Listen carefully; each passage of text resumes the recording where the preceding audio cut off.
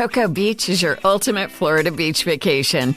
Pack your bags and open your mind. Adventure is calling from Orlando's closest beach. Cocoa Beach is Florida's secret gem that's got it all. It's the budget-friendly, retro-cool destination that families and surfers adore. Come soak up the sun and ride the East Coast's most famous waves. Start planning your one-of-a-kind getaway now at visitspacecoast.com.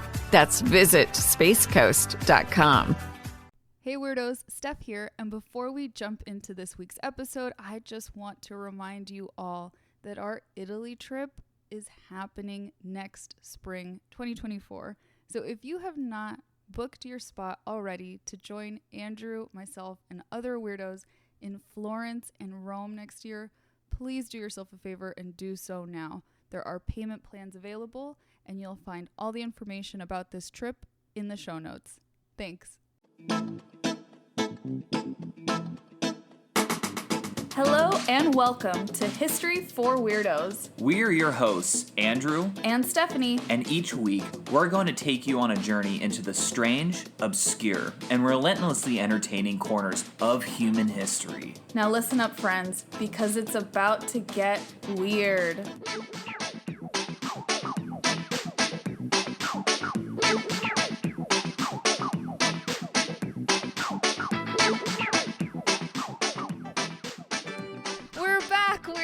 We're back, weirdos. Welcome to episode number 95 of the History for Weirdos podcast.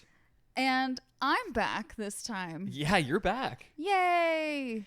It's so nice, honestly, to have you back for two reasons. One, like, you're my best friend and I love you and yada, yada, yada. But two, like, you can actually do episodes. And it's not just going to be me. Yeah. Talking into the infinite void. I really appreciate you stepping up for me last week and doing a solo episode. Absolutely. It was my pleasure. Honestly, I'm just really, really happy, though, that you're back. I can't state that enough. I can only imagine. I don't think I would have the guts to do a solo episode without you. It was much harder than I was anticipating, to be honest. But I've thought about this before, like plenty of people have YouTube channels and podcasts where it's just them talking. Right. I feel like that would be so hard. It is. I have a lot of respect for those creators. Yeah. And because I know that I have a few like close friends that are those type of creators. And honestly, that really, really made me respect them even more. Yeah, because it's so nice to have someone to talk to. Exactly. Especially someone you like. Yeah. Exactly. And, you know, weirdos, I will say before we even like start this episode, I just want to give like some funnier funnier things that happened while you were recovering. Oh, yes. Yes. A lot has happened. A lot has happened. Since I've last been on History for Weirdos. Yeah. And I guess before I even state that, recount those funny stories, I have to say that, you know, one, Stephanie, in her professional career, she just received her license. I did. And it's like such a big deal. Like, guys, we've been working, or you have been working on this for the last like 6 years. And we finally ended that chapter. And it's so amazing, honestly. You're so sweet. Thank you. I didn't know you were going to bring this up. I appreciate it. Yeah, I got my LCSW, which means I'm a licensed clinical social worker in the state of California, and it has been a long journey. It's been a very long journey. And you have been such a big part of that, so I think the we was appropriate because you've supported me in so many different ways. So I'm so excited. I got my license. That's one of the things. Mm-hmm. And then obviously you all know the reason that I wasn't on the podcast last week was the day after I passed my clinical exam, I got eye surgery. Right. And guys, she was blind as a bat and just was being fed drugs after drugs after drugs. Yes. Which is probably... all legal drugs, by the way. Yeah. Prescribed by the doctor. If anyone's curious, glasses wearers might be curious. I got PRK, which is similar to LASIK. LASIK is the one we all hear about. Like, oh, it's like a really easy laser procedure. PRK, it uses a laser as well. And it's also an outpatient procedure. But it's a little more intensive because it reshapes your eye, essentially. So it's a little more aggressive. And to help manage the pain, they just really pumped me full of full of drugs. Yeah, it was really comical. In fact, last night, sometimes we'll just have friends on in the background. As true millennials. Right? And while we're either working or doing something else, and because it's a nice, like, comforting distraction of like from life, excuse me. And so we started, and Stephanie's like, wait a minute, like, what's going on? Like, the last time we were watching this, like, we were way far back. And I was like, babe, we watched all these episodes together. Like, there were about 6 or 7 episodes that she had zero recollection of. I basically blacked out like that first weekend. And I didn't realize that I was just blacked out watching Friends with you. I know. Did I request Friends as well? You did. You specifically wanted to watch Friends. Oh. And I was like, okay, yeah, absolutely. I mean, I'm just a husband at the whim of his wife. So of course I'm gonna just watch Friends with you, even though you're not gonna apparently retain any of this information. Exactly. It's a good thing I've seen the whole show through at least 3 or 4 times now. Right. Thank goodness. Did I do anything else funny that you want to share with the weirdos? You would just kind of like sometimes walk around, and you would just like, because she also had these like massive like sunglasses on that she even had to wear inside. Yeah. And she would just like come out and like stare at me. I'm like, hey babe, do you need anything? Just nothing. And then just silence. And then she'd be like, my eyes hurt. And I'm like, yeah, I know. Because you had a laser go through them. Yeah. And then I'd go back. And then you just go back. Yes, I definitely felt like a Victorian era lady that was just like wasting away in our room. And instead of opium, I had like a bunch of Xanax and gabapentin. Yeah. It was a wild ride. I Yes. don't recommend doing that many drugs, friends. I don't. No. You know what? This is a good reminder, kids. Stay away from drugs. Yeah, don't do drugs. One thing I do remember before we move on to the episode that I've prepared is the day after the surgery. I asked Andrew for toast for breakfast, just like a piece of toast with almond butter. Right. And then I dropped it on myself, on my lap, on my leg, I think, and I started crying. This is true. And then Andrew comes over to help clean it up, and I was like, look what you did. Me fully aware that I dropped the toast. It was really funny. I'm so glad to be back, though. And I'm really glad you're back, too. and to not be a loony Victorian ghost lady anymore. I know, because last weekend was rough. It was like me just like writing the notes for the episode and also taking care of you like just like full time. Oh, yeah. It must have been so much quieter without me. It was a lot quieter, I will say that. Well, this week I have an episode to share, and you get to sit back and listen to story time. Lovely. Are you ready? Oh, I was born ready. Okay. But before we jump in, I have a question for you. I love questions. Go ahead. Have you ever wondered what it would be like to be a lighthouse keeper? Like literally not once. Are you has serious? that ever crossed my mind? No. Okay, if you think about it, that's very odd. I wasn't expecting that answer. If you think about it now, what do you think it would be like? Like, what do you imagine a lighthouse keeper's life to be like? I picture that one movie with like Robert Pattinson and Willem Dafoe, and they're just like crazy. Is there a movie with those two where they're lighthouse keepers? Yes. What's the movie?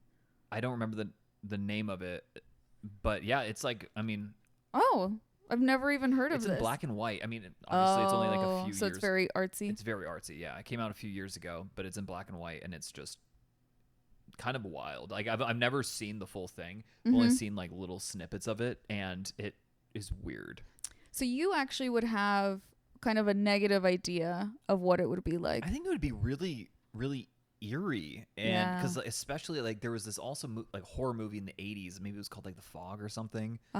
And yeah, like this fog would come in, and this one of the lighthouse keeper got like murdered by these like supernatural spirit things. Oh, very interesting. Both of these movies seem to tie in.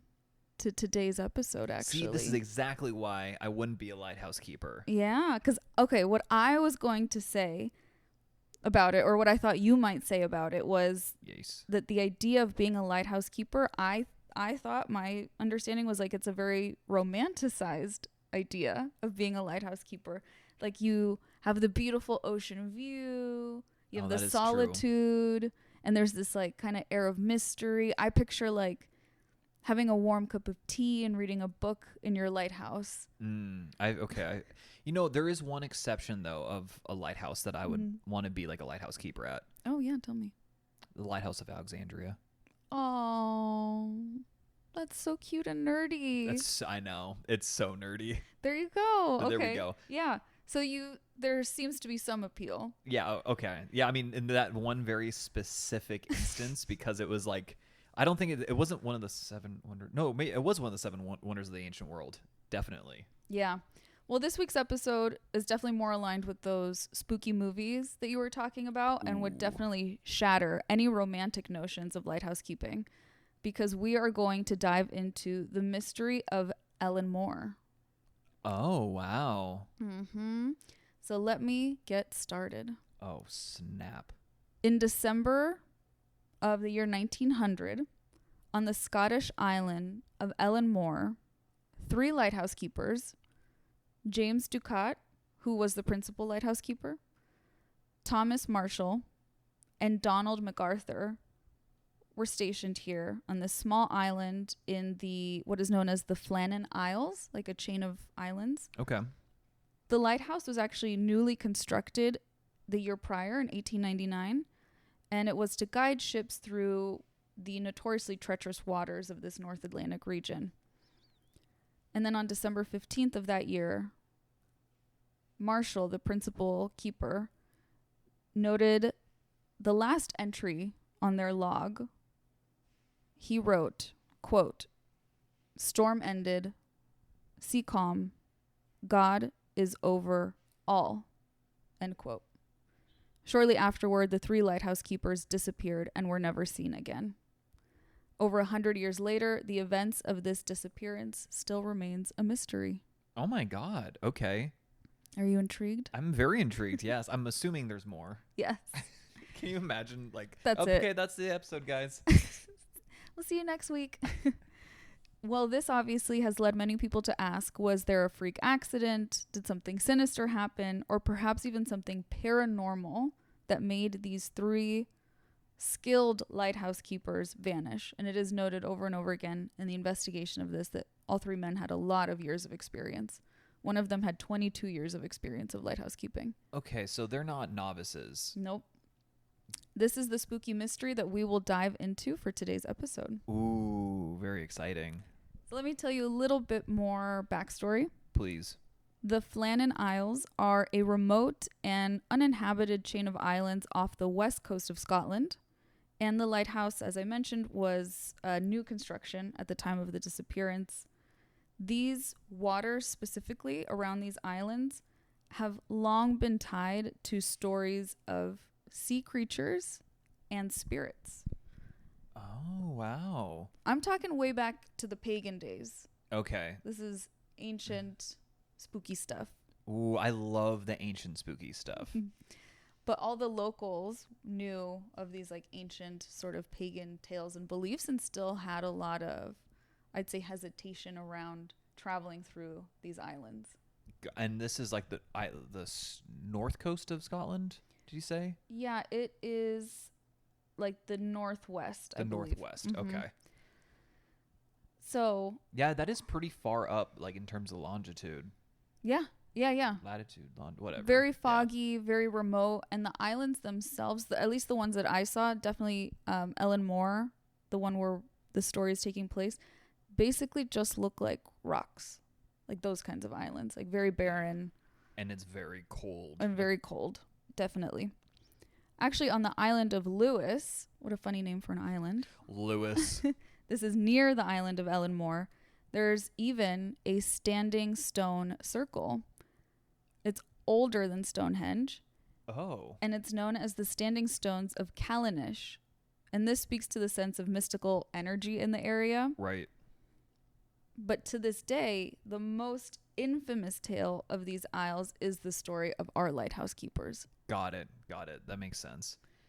Standing Stones, you know what I think of immediately, by the way. Outlander. Of course. I mean, you said the Standing Stones, and I was like, oh, she's going to make an Outlander reference or allude to it. Have to. Especially with the spooky disappearance. It is weird, I will say. So, in fact, the mystery of Eileen Mor, has inspired poetry, songs, and even film. For example, apparently the movie The Vanishing, which came out in 2018, was based on this story that we're about to dive into, and it stars Gerard Butler and Peter Mullen.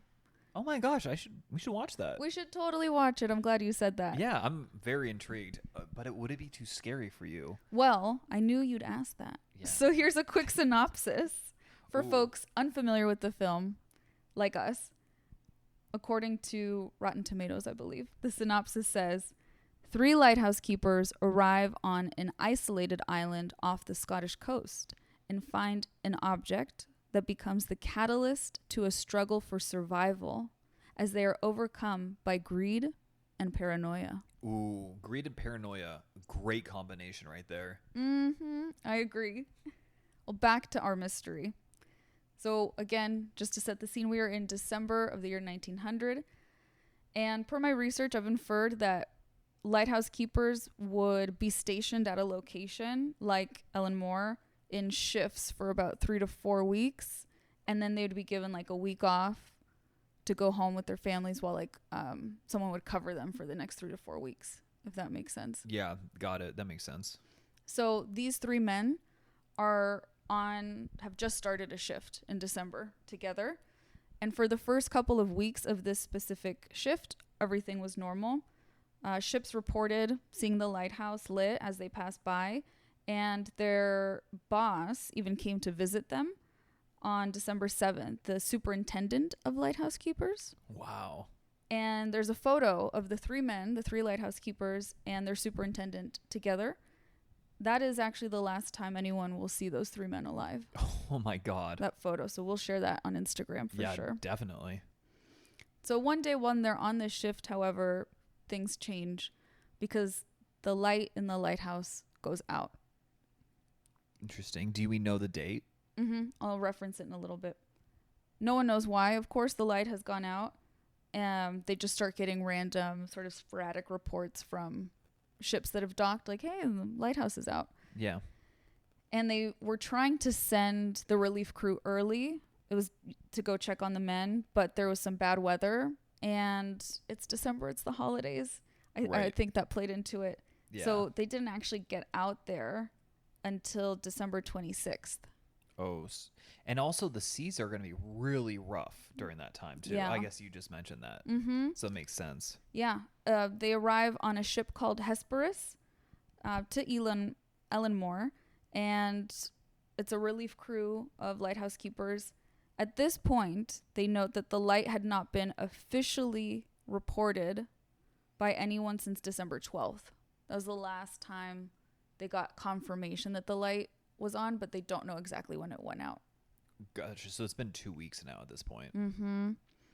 Upon arrival, the ship's captain, a man named Jim Harvey, sounded his horn and set up a flare in the hope of alerting the lighthouse keepers. Typically, they would come out to greet the crew, and they have like their empty boxes of supplies, and they get the fresh supplies type of thing. Right.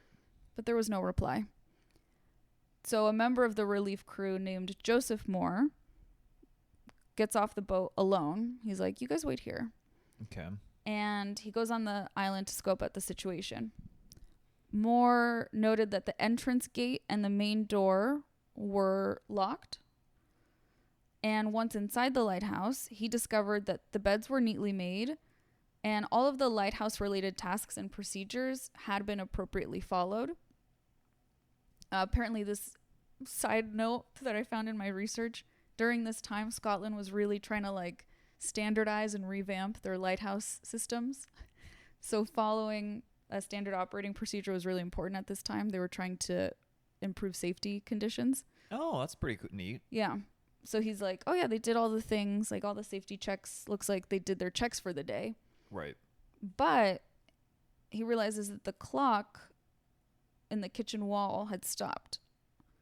And the table was set for a meal, but no one had eaten it. Interesting. 2 out of the 3 jackets, kind of like those lighthouse keeper jackets, you know, with the big buttons. Yes. Yes. 2 out of 3 were missing. Someone left their jacket there. Okay. Only one of them was there. Mm-hmm. Got it. And the only sign of life in the whole lighthouse was a canary that was in its cage. Aww. Yeah. Poor little guy. What an eerie scene. That's right? really eerie. So spooky. Yeah. Oh, did you know or notice like what time the clock was I couldn't stopped at? find it. I knew you'd ask. I know. I couldn't find it. I'm sure there's like books that have like gone into like more precise detail. I'm sure it's out there, but in all the articles that I was reading, they never said. They just noted that the clock stopped. And it's the only clock in the lighthouse. Okay. And it stopped. So then the rest of the Hesperus ship crew comes aboard the island. They light the lighthouse. Mm-hmm. And they start to search for the guys, these 3 keepers. Right. But nothing. So they stay the night. And Mor, that the guy who initially had disembarked, wrote in a letter to their superiors at the lighthouse board, quote, "The following day we traversed the island from end to end, but still nothing to be seen to convince us what happened." So there was zero sign like what happened to them. Mm-hmm. Like it's just like they vanished. It looked like they vanished, exactly. The east landing was like completely in order, but the west landing did have an empty box that was typically used for holding ropes, and a piece of the iron railing was broken. But this damage was already previously addressed in their logs. Oh, I see. Which means it didn't happen in tandem with the disappearance. Right. So it happened before, and then We don't know how much before, or I'm sure we know days versus hours potentially, but it's not what happened at the exact moment that they disappeared. right. It's not the reason for it. Like the fact that they referenced it. They're like, oh, the ship broke. Yeah. I'm sure that's how they recorded That's it. exactly. That's very professional of them. Yes.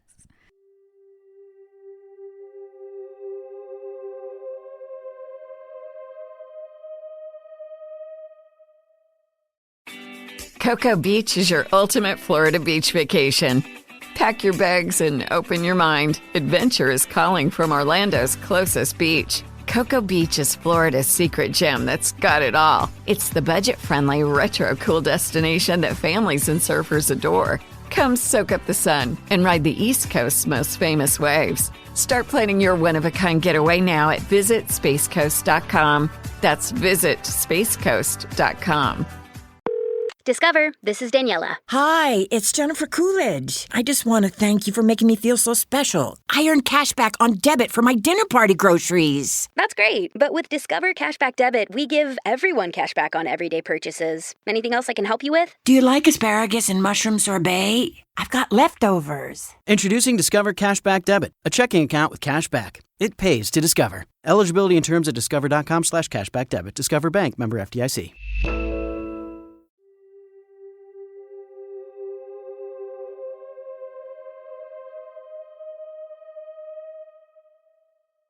So speaking of the logbook, while it was a good resource to have, the principal lighthouse keeper would log notes of changes in weather, any damages to the lighthouse, again, any other notable events. This Eileen Mor logbook didn't clarify anything. The entries from Marshall were a little odd and left investigators with more questions than answers. And as a reminder, the final entry we have read, storm ended, comma, sea calm, period. God is over all, end. That's just weird. That doesn't really, I mean, it makes sense, but it doesn't make sense at the same time. In addition to this haunting final message, December 12th entry, which is the last day we know the lighthouse was on, reported severe winds and storms. But oddly, there were no storms in the area until the 17th. Okay. So Marshall on the 12th is writing like there's really intense winds, there's a big storm, but there wasn't a storm. Oh my God. Isn't that weird? This reminds me, there is this one movie, I think it was like made in 1980, and I have no idea what the name of it is, but like the whole premise is like there's this aircraft carrier and it's caught up in this storm that's kind of like came out of nowhere. Mm-hmm. And then the storm dissipates and they find out, lo and behold, that they're actually all the way back in 1941. Oh my God. Yeah, so you have like this like aircraft carrier with like jets and stuff, and they realize and here's the kicker, it's like right before Pearl Harbor. Really? Yeah, and so they have this ethical dilemma. Is like, okay, we can stop Pearl Harbor, but does that set off something even worse? Like, are we like just messing with the timeline? That's so cool. Do you remember the name of the movie? I don't remember it all, but it had like Kirk Douglas in it or something. Okay. It was there was a big name in it. I'd never heard of it before. Oh, my dad is probably listening and screaming. He's like, oh, it's this movie. Yeah. In that voice, exactly. Yes, exactly. Yeah, that's interesting. It's kind of a similar vibe. Yeah. And time travel. Time travel, You man. know? That's I love those theories. Yeah. I mean, I'm not seriously suggesting this is time travel, but I do think that this is very strange that there wasn't any... They experienced a storm that no one else experienced. It's so weird. We will get into even stranger, dare I say, sillier theories that people have later on. Oh, I love the silly theories. So one of the things that makes this disappearance particularly odd is that it was policy. Again, like I mentioned, they had standardized procedures at this point. Right. So one of those policies and procedures was that one lighthouse keeper, whenever there was a crew, obviously of like 2 or more, one lighthouse keeper had to remain inside the lighthouse at all times. Okay. So all 3 of this men, again, would have known the policy. Their boss, can attest to that. So what could have drawn all 3 of them out for all 3 of them to have vanished? You know what I mean? Right. Like, it would make more sense if like it were a storm or something weather related that 2 of the guys disappeared and the other guys inside. Like, holy crap, what do I do? Yeah. It's like the only thing I could think of is if like one guy got hurt and the other guy is like screaming for help or something. Then the third dude just leaves and then they're picked up by a sea monster or something. I don't know. I like it. It was plausible up until that very last. I'm down with the sea monsters. You all know I'll believe anything. So let's look into the investigation to Please. see. I'm very happened. interested. So since the relief crew had scoured every inch of the island and found no sign of the men or even a real clue of what may have happened, an investigation was launched on December 29th by Robert Muirhead. I don't know if I'm pronouncing that correctly. The Northern Lighthouse Board Superintendent. He had originally recruited all 3 of the men who were missing and knew them well. He's the guy that's in the photo with them. He's the last person to see them before they die. Wow. So per Muirhead, their disappearance was officially recorded as an accident due to bad weather. Interesting. And the lighthouse's, it doesn't matter though, the lighthouse's reputation is still sealed as like spooky and tragic. Ooh. Here's Muirhead's official explanation of what he believed happened. Like he wrote out a report, so I'm just going to read directly from it. From the evidence which I was able to procure, I was satisfied that the men had been on duty up until dinner time on Saturday, the 15th of December, that they had gone down to secure a box which the mooring ropes, landing ropes, etc. were kept, and which was secured in a crevice in the rock about 110 feet above sea level, and that an extra large sea wave had rushed up the face of the rock, had gone above them, and coming down with immense force had swept them completely away. End quote. Okay. Like that sounds like it's probably the most logical explanation. But with no bodies, right, recovered, no bodies ever washed up on any shore, and the policy that one man must be inside at all times. Right. And the reportedly calm sea conditions up until this, like the 17th is the first storm. It left a lot of people unsatisfied. Right. Like, I mean, you do have rogue waves that come in. That's true. But at the same time, again, I don't know do you know how tall this cliff is? No. Okay. If I read it somewhere, that information did not stick in my brain. Fair enough. I'd imagine pretty big. If it's like a cliff, it's a cliff. Yeah. The island itself it's very high. Like it's a very high, cliffy, rocky island. So like if that's the case, then like the wave would have had to have been really big, or the swell, or whatever you want to call it. Mm-hmm. Yeah. In photographs, it looks like it would have to be a massive wave. Okay. But who knows? Right. Yeah. So, of course, wild and strange theories soon came out. Even like the press, like internationally, starts coming out with these like crazy theories. Like contemporary stories, or like contemporary findings. Yeah, at the time. Yeah. So I'm gonna share those with you. Ooh, right I'm now. excited. Some of them they're little one-liners that I'm just gonna pop off right here. One, a ghost pirate ship. Oh my God, yes. That was known locally as Phantom of the Second Hunters, probably captured and then likely murdered the trio of men. That sounds likely. This ghost ship reminds me of the Pirates of the Caribbean. It's like the Curse of the Black Pearl. Yeah. Or the Flying Dutchman. The Flying Dutchman, yeah, that's a good example, because for at least a couple hundred years at this point, it had been known to be causing mischief in these waters. Right. And was the reason for ships mysteriously sinking and disappearing and things like that. So the locals thought that it might be the Phantom of the Second Hunters. I see. Another big theory for some reason that came up, I guess, because of the area, again, and the strange beliefs around the area, or I'd say maybe ancient beliefs, not necessarily strange, but people believe that a sea serpent, like a big sea monster, ate them. Snap. Oh my God. This is the country of Nessie. I was going to say. Monster. Yeah, so, Makes sense. I mean, what, only 5% or less than 5%? I don't even know if I'm just pulling that statistic out of my butt, but I know like an overwhelming percentage of what we think lives in the ocean has not been discovered. That's really true. And it's so creepy every time I think about it. So creepy. Kind of cool, fascinating, exciting, but mostly creepy. Yeah, exactly. We think about like cryptids and such in like American folklore, European folklore. I'm sure like everywhere else in the world, honestly. Yeah.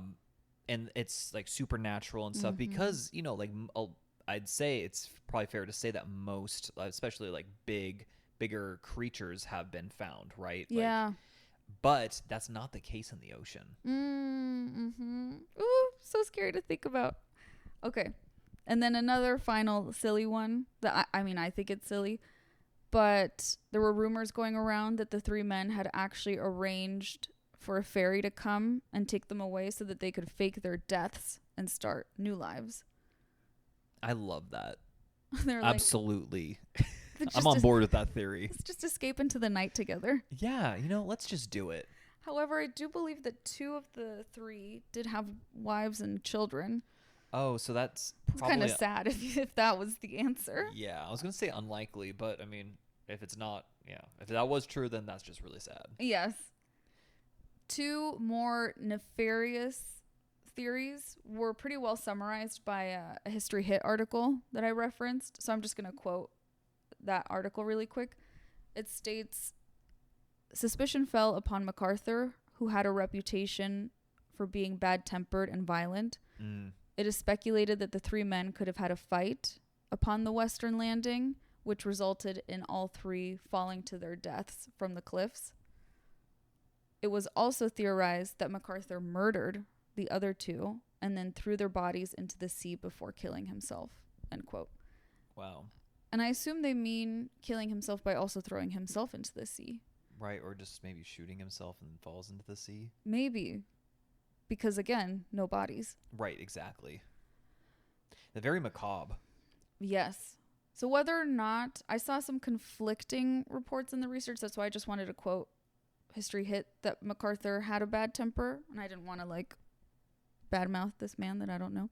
Right. So whether or not he had anger issues, this theory was really fueled by the stereotype at the time that lighthouse keepers were known to, quote, go mad.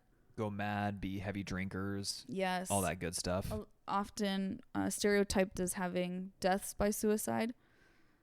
At the time, it was believed that lighthouse keepers would often go insane because of the monotony and the isolation right. of their work, right? And again, especially in this location, a very dreary place. Not the happiest. Yeah, and you're just cut off from society and your family for weeks at a time. Right, and there's you don't have Netflix. Oh my God. Because it's 1900. It would be a lot chiller now if you had Netflix. Yeah, you just you just watch movies all day. Well, there may be some merit to the stereotype that there's some mental issues there, but not because of how isolating and boring the job can be. It turns out that similar to hat makers of the 18th and 19th centuries, we now believe that lighthouse keepers were exposed to mercury. Oh, wow. How were they exposed to mercury? Well, before the widespread electricity use in lighthouses in the 1960s, a lighthouse keeper had to keep a massive lens spinning all day, every day. Right. It's the lens moving is what makes that flash of a lighthouse. I never knew that. Yeah, there's like a big lens that's just going in front of the light and making it look like it's flashing. Yes. So in the late 1800s, they began floating these lenses in liquid mercury. Oh, jeez. So the lens, it had a metal base which spun more easily in the liquid mercury, and it helped it rotate faster, and it needed less frequent winding, right? I see. So this was safer for both the boats and the lighthouse keeper. Yeah, that makes sense. Or so they thought, right? But it's mercury. Right. So I'll share a brief side story here. It's an example of this potential mercury poisoning, like further evidence of this, from Hakai magazine. It's a coastal science magazine. Mm-hmm. And here's the story. William Brown is the first lighthouse keeper stationed at Ballenas Island in British Columbia. He's the first one. Okay. It's got this like cool liquid mercury thing. Very for the nice. lens. Yeah. Right. Really nice. And he was committed to an insane asylum in May of 1905. Oh, no. He sent really bizarre telegrams back to his colleagues, and they were concerned. He lived here with his wife, man. full time.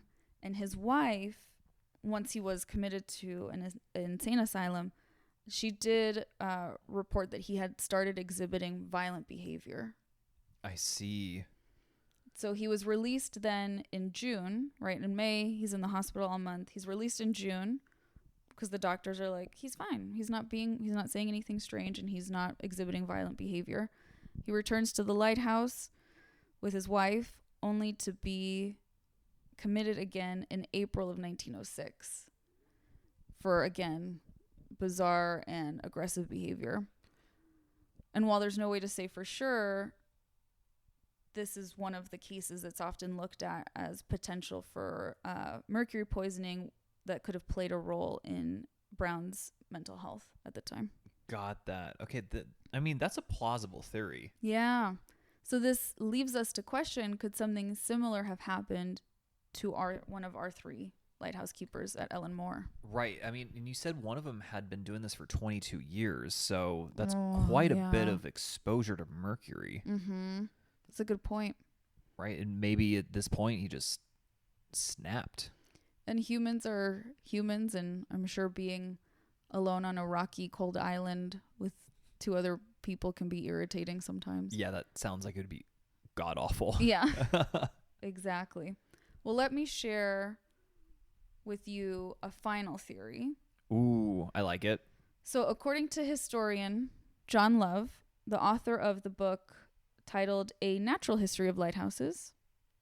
How cute. That's a really cute title. Mm-hmm. Very interesting subject, actually. He addresses this mystery, and he has a theory. Ooh, I want to hear it. He writes, since it was not permitted for all three to abandon the lighthouse, only 2 men must have gone down to the landing to secure gear. The third, which he posits is MacArthur. Again, this is the one that's has the allegations that he may have harmed the other 2. Right. So again, everyone's saying that he's the third one. So the third, Donald MacArthur, would have remained back in the lighthouse, but when his companions did not return, maybe he was concerned for their safety, or else maybe he saw a great wave approach and rushed to warn them. MacArthur may have only been swept away himself. So he's saying in a funny way, like, either they never came back and he's like, where'd they go? And they had been swept away and then he got swept away. Or maybe he saw that they were about to be swept away, ran out, and then got swept away with them. Yeah. I mean, I was going to say that does sound like probably the most like plausible theory. Yeah. It's funny you mentioned that because here I noted or I reference what I think is pronounced Occam's razor. Mm-hmm. That theory that tells us that the simplest answer is most often the correct answer. Right. So to me, this guy, Love, his explanation seems to be the simplest, but I'm not sure if it's necessarily the correct answer. Right. And that's fair because we weren't there, so we can't say for certain. But if we were to think about it logically, that accounts for things, and we're not adding like more assumptions. Right. We're not saying like, oh, if this and then this. And right. It's just the most straightforward explanation. It could also be like, even simpler, for whatever reason, the 3 guys, we all break rules at work, right? Yeah. They're just like, F it. Let's just go. It'll be faster if we go together. Exactly. And then a wave hits, because I do think it would be a bit too much of a coincidence for there to be like 2 big rogue waves. Exactly. No, I think it would have had to just been one. Yeah. And it's either like, oh, all 3 went and they got swept away, or maybe he saw guy it coming, runs out. Yeah, and then. Mm-hmm. Yes, but I think you're right. Ultimately, we may never know the truth. The only 3 souls who know for certain what happened were James Ducat, Thomas Marshall, and Donald MacArthur. And that is the mystery of the 3 lighthouse keepers at Eilean Mor. Wow, that was really interesting. To wrap up this story, I actually want to share 2 short excerpts of a poem called Flannan Isle by the British poet Wilfrid Wilson Gibson, because this poem does such a great job of embodying the eerie and spooky vibes of this story. It's written as a fictionalized perspective of one of the relief crew members that shows up and finds the guys missing. So the poet is writing like he's one of the relief workers. Right. The first verse goes, "We listened, but we only heard the feeble cheeping of a bird that starved upon its perch, and listening still, without a word, we set about our hopeless search." And then we seemed to stand for an endless while, though still no word was said. 3 men alive on Flannan Isle who thought of 3 men dead. Oh my gosh. I mean, Isn't that's that really good? good, but very, very not cheerful. Very not cheerful. I agree, but I thought it was so good and totally encompasses the eerie vibes that I wanted to share. But because I don't want to end this episode on a total bummer, let me share a fun fact with the weirdos. Yes. Let's go back to the profession of lighthouse keeping. Okay, let's go back there. Okay. As I was doing this research, I had a burning question. Do lighthouse keepers still exist? Well, in the United States at least, today all lighthouses are automated, with the exception of the Boston Light in the Boston Harbor Islands National Rec Area. A law was actually passed in 1989 requiring that the Boston Light remain manned by a person. Wow. So a keeper does work there today, but I don't know how many other countries still have humans manning their lighthouses. But in the United States, there is at least one. At least just, presumably only one. Presumably only one, unless I guess there's a private lighthouse where someone is like, I just live here. Right, but it's not part of not part of the official system. Right. Mm-hmm. Wow, that's crazy. I know. I thought that was so interesting, and I wanted to hear, because we're fortunate enough to have weirdos from different parts of the world. If you all know, are there lighthouse keepers? Yeah, if you're randomly still obsessed with lighthouses, let us know. If you're randomly obsessed with lighthouses, then this was the episode for you. Definitely. It's funny. My aunt and uncle, my tia Mago and tio Arturo. My tio Arturo's he's retired now, the Mexican Navy. They're obsessed with lighthouses. I'm not surprised. Obsessed. Their whole home when I was a kid was just lighthouse themed. Wow.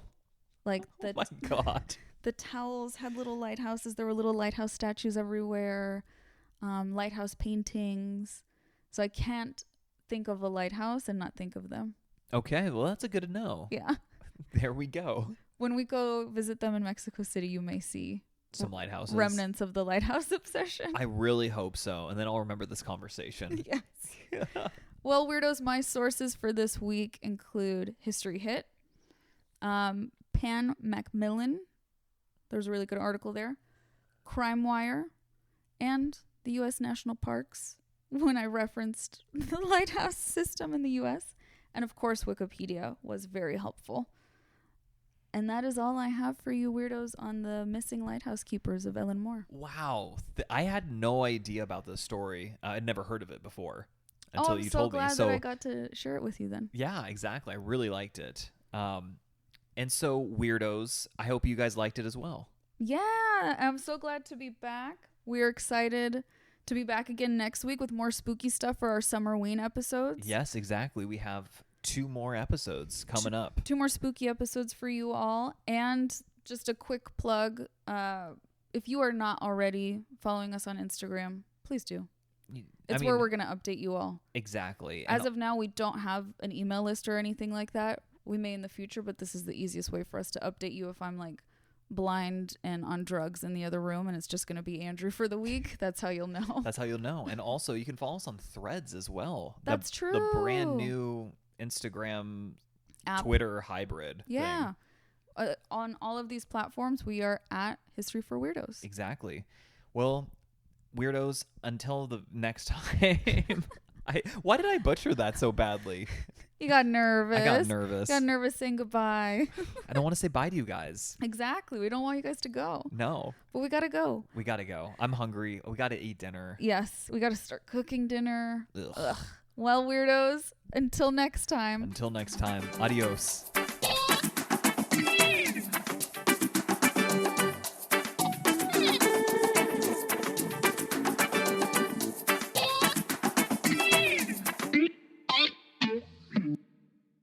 Did it go this time? It did go this time. Okay. Cocoa Beach is your ultimate Florida beach vacation.